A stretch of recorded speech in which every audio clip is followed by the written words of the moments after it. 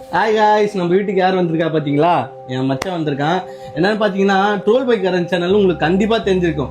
இன்னி வரைக்கும் நான் ட்ரோல் பை கரண் சேனல் இவந்து தான் நினைச்சிட்டு இருந்தேன். ஆனால் இதில் வேற ஒரு ட்விஸ்ட் இருக்கு. என்னன்னு பார்த்தீங்கன்னா, அதுலேருந்து வெளியே வந்துருக்கான். அதில் ஒரு ப்ராப்ளம். மச்சான் சொல் மச்சான். ஹாய் ஃப்ரெண்ட்ஸ், நான் ட்ரோல் பை கரண்.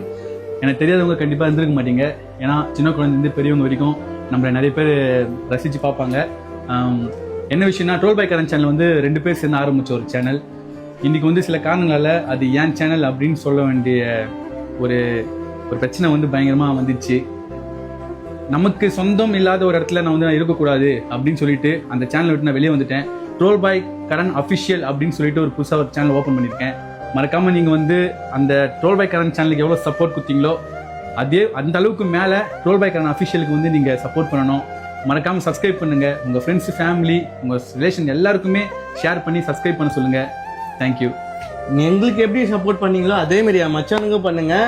கண்டிப்பாக உங்களுக்கு என்டர்டைன்மெண்ட் பண்ணதுக்கு நான் கேரண்டி. சரிங்களா? Bye guys.